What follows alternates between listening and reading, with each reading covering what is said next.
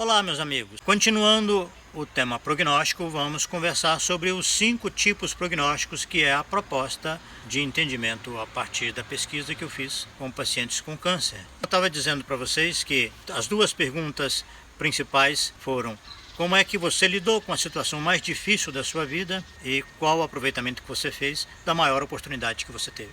No caso da situação mais difícil, a pessoa tende a valorizar, por exemplo, a doença. Como era uma amostra de pacientes com câncer, a tendência era se referir ao momento atual, desde quando teve o diagnóstico.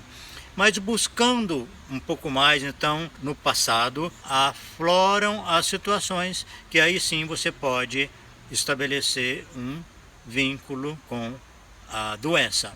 Uma outra coisa também que aconteceu e que ajudou muito foi encontrar pessoas no local em que eu estava acolhendo as histórias que já tinham tido câncer há mais tempo, mas tinham se curado. Pacientes com 3 anos, 5, 10.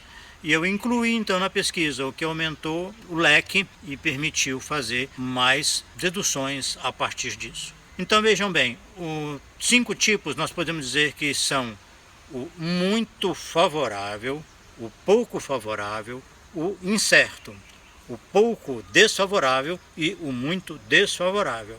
Esse espectro ajuda muito a analisar que essas experiências do passado correspondem ao seguinte: o muito favorável, aquele prognóstico muito favorável, é aquele paciente que eu intitulei de paciente resolvido. Não guarda frustrações, não acumula problemas, não vive situações de angústia a médio e longo prazo. As oportunidades são muito bem aproveitadas e, em muitos casos, transforma problemas em realizações.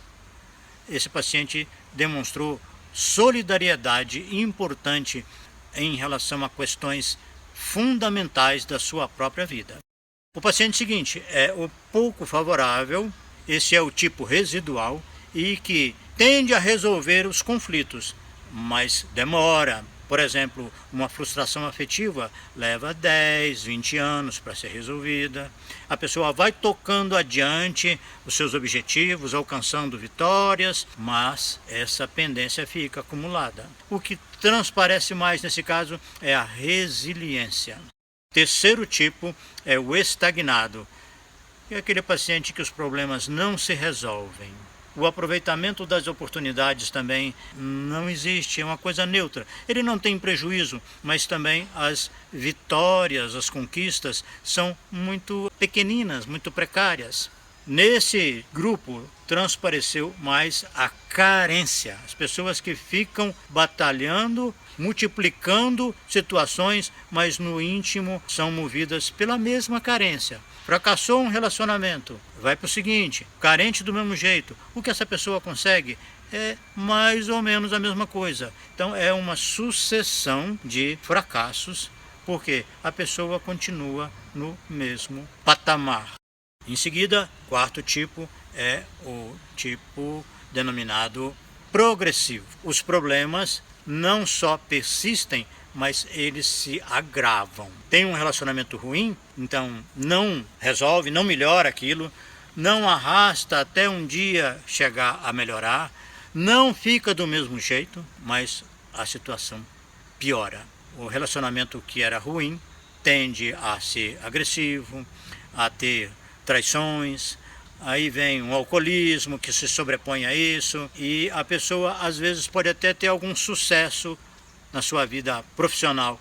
Entretanto, tudo fica eclipsado por esse quadro de uma vida afetiva que se deteriora progressivamente. E, por último, nós temos o tipo complicado, que os problemas nem chegam a piorar ao longo do tempo, porque eles são inaceitáveis. Há uma revolta, uma inconformação absoluta com aquele problema, com aquela experiência, com aquela dificuldade. Essa postura vai trazer implicações, ou seja, é um transtorno intenso e permanente. Essa pessoa ainda tende a ter um fracasso importante em algum momento na sua vida pessoal. Ou seja, a oportunidade também, ela acaba se decaindo num fracasso, numa anulação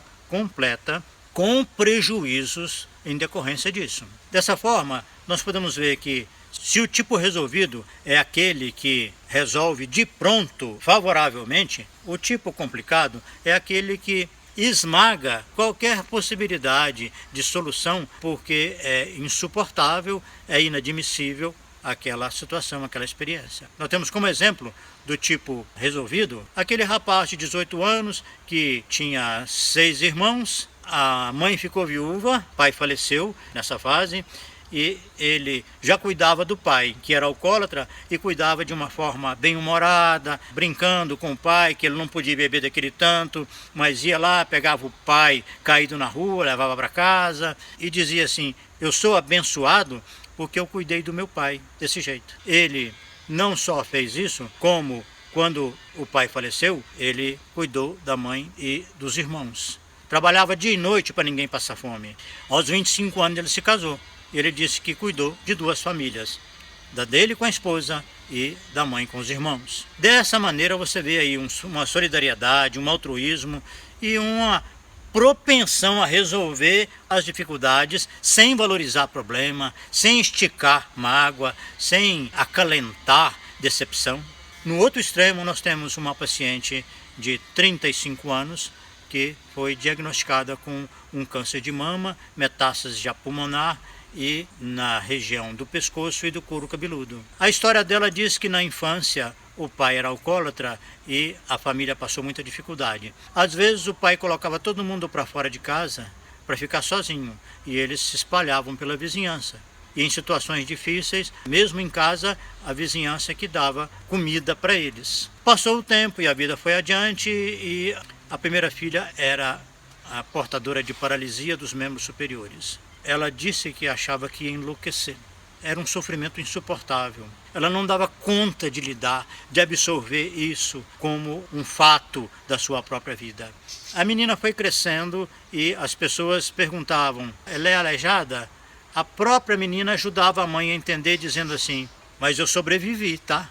A menina tinha um olhar, ela significava de uma forma mais proveitosa, mais vantajosa do que a mãe.